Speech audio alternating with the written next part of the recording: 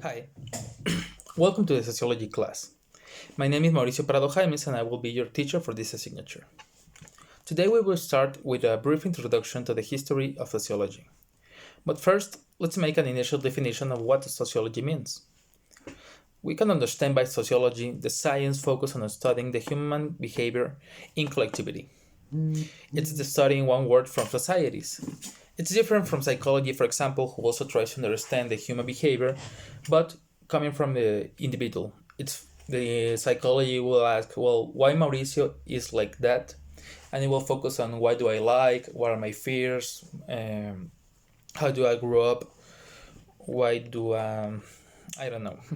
But sociology is focused more on not only why Mauricio acts like he acts, but why he the whole society acts like that. No, it's not only that I like, for example, to watch soccer or play soccer. The sociology will ask, well, why a lot of people, a big number of people, are so fans of this sport. What's behind it? Why do they do it? How do they behave? And what are the problems in that? So that's it. The sociology tries to understand every phenomenon from the society. Yeah, everything. From relationship from school to the work, the relation in society and government, the religion, why do people all around the world in all times have to believe in something and organizes itself through the institutions of religion. Also the identity, for example, why do some people tell, well, I don't know, I'm a rocker, I like reggaeton, or I go to America, I like the metal, I don't know, anything. Well, how do people create her identity, his identity? Also, another theme here, for example, migration. Why do people have to migrate? Why do they move from one place to another? And not only why, what happens to the people? What are the motive they have, but how they live it? How is the relationship from the people who migrate with the people from other countries, or like that? Racism, all forms of discrimination, relation between poor and rich. So as you will see at the long of this course, everything can be analyzed, everything in society can be analyzed from sociology. But to have that and to have a lot of answers from problems that we have actually, it have been a long trip. And actually, we can say from one point of view that sociology have always existed. Mm, it's obvious that in all human history there has always been an interest to understand why collectivity, why do we act like we act, why do we do like what we do, how do we do what we do, how can we organize in big states and organize the people to wake up to some time to go to the work, to have a family, everything since the Greeks, ancient Greeks from Plato, Aristotle, the pre-Hispanic cultures in America, in Asia, everything always have been an interest to understand why we are like we are. From philosophers to religious people of all kinds, there has always been an interest. And it's important to recognize that it has important reflections about ourselves.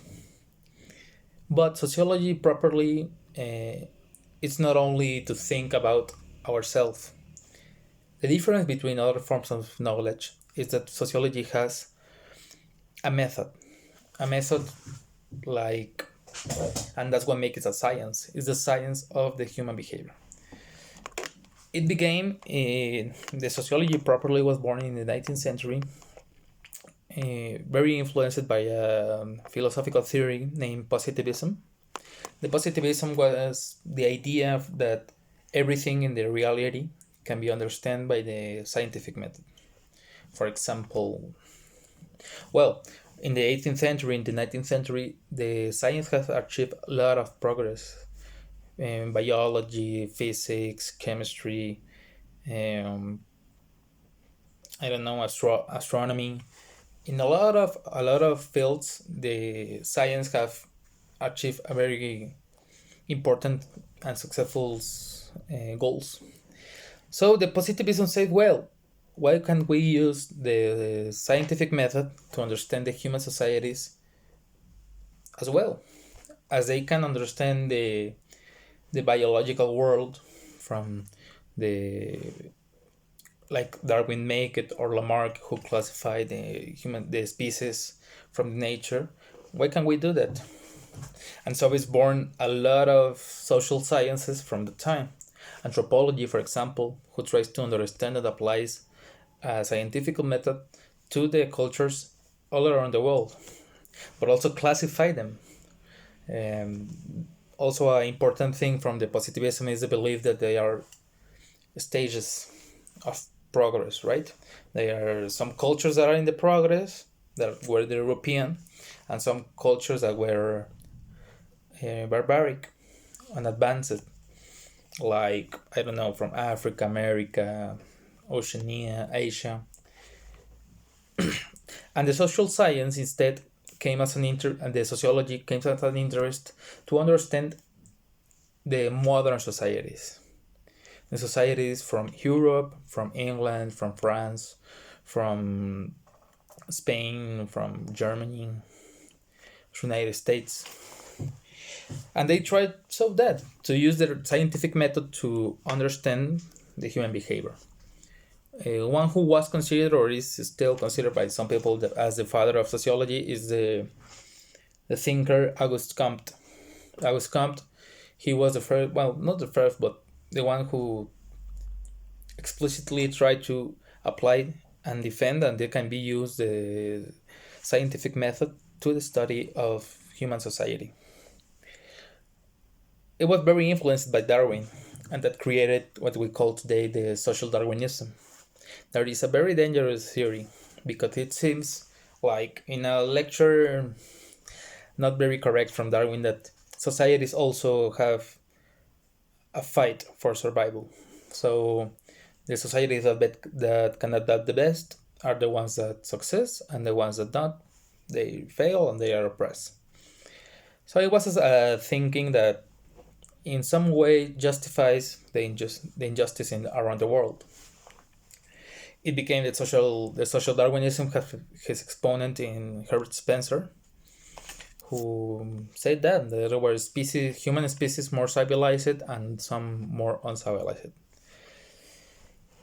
But also, well, that's the hard positivism. There were other readings from positivism less radical. For example, one of the considered fathers of sociology and a very important thinker that we will study later is Emile Durkheim, French. And he had the idea from that to study the societies as a structure and create functionalism structure.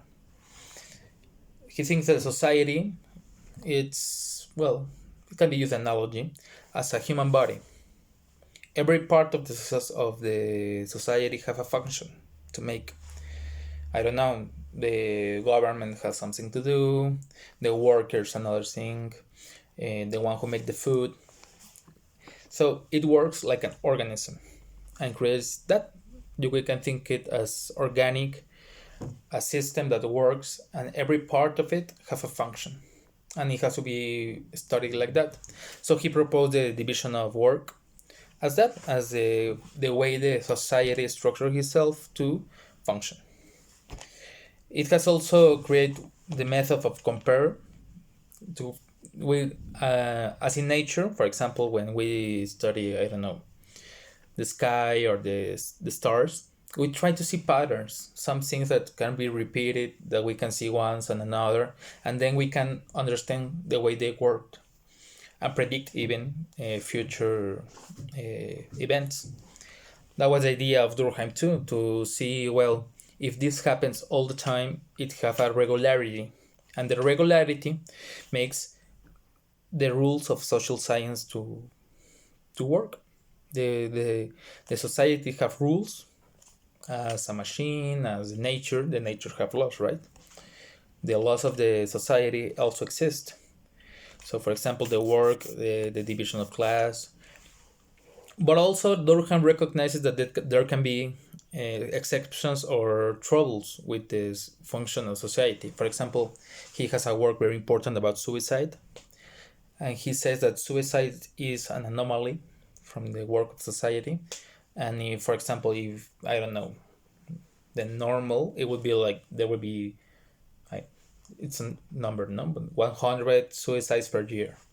But if suddenly there are a lot more, like 3,000, 5,000, then it's a sign that something in the society is wrong and it's not working right. Like when the human body gets ill, if you are hurt by a organ, you can feel it. It hurts, and it's getting bad for all the system. That's one of the fathers of sociology, Emil Durkheim. We will see him later, more deeply. Another one important was Max Weber, a German thinker. He was particularly interested in the history of religion and how religion and individuals interact between them. For example, what is different between how is different a society Catholic from a Protestant society? He make an important study that we will also see more deeply, where he saw that the Catholic religion doesn't, for example, propose to work a lot, and the Protestants it does. So that's the difference between the countries who have an most important presence of Protestant religion are the capitalistic, the more capitalistic countries, and the ones Catholic, they don't develop that fast. The Protestant think he is owner of his faith, and he taken from his hands. Instead, the Catholical religion from that age, from that years, doesn't allow that. It provides the idea that the faith is one they came and you have to follow it. So it doesn't encourage the idea that the individual have to work a lot. Well, that's a very quick explanation of what he says. It's more complex, of course, and we will see it more deeply. And also where there's the third father of sociology, who is Karl Marx, the same German. Maybe you have heard of him in social media from your friends or something. He is the creator of the concept of socialism and the idea of communism and all that. So he was very interested in the relationship between poor and rich, the bourgeois and the proletarian class. For him, the history is nothing more than a struggle fight, a class struggle between the poor and the rich. And the reason the rich are rich is because they take the work from the poor people to the rich people, from the proletariat to the bourgeois. Also, it's more complex than this, but it also put an important point of view of what sociology will be. All these three thinkers apport something to the history of sociology, and they consider their father for something. Durkheim, for example, is more focused on the structure, the rules, the function. We can say that today his errors are mostly those sociologists that make a lot of statistic, demography, try to see how is the level of suicide, of criminalistic, and all that. It still have an important influence today. Max Weber instead is more the father of a kind of sociology that works a lot with subjective problems and issues. My relationship with religion, of course, but also with other identities. Why am I Mexican? Do I feel Mexican? What does that mean to be a Mexican? Or I'm a male, I'm a cisgender. Why is that? I'm maybe indigenous. I got to support my identity. So that kind of subjects are always very important for a kind of sociology that is based on the first studies of Weber. And Mark Twain, they have a lot of studies today. the studies between poverty, from work, from the sociology of work itself, the relationship between poor countries and rich countries, and we will see it has a lot of possibilities to study. But that's what we're talking about. Weber, well, Marx is from 19th century, Weber is from the ends of 19th century, beginnings of 20th century, and Durkheim same. After that moment, maybe in that moment, the most important sociology was Durkheim's. And the positivism was, as I said, the most important theory around. But then it became, it can say that until 1950, it was positivism and the idea of finding structure, universal laws for society, the most important. But then that's what some authors call the explosion of sociology. It became a lot of studies from different kinds, from post-structuralism, subjectivism, postmodernism. We can say that there's an idea for keep studying the power, the relationship, the identities, another phenomenon from the society that are very important. Also with globalization, it became a lot more important to study that new relationships between the humans, that I can interact with you through this phone. What does that mean? That's something that never in history has ever occurred. What does it implies? What changes?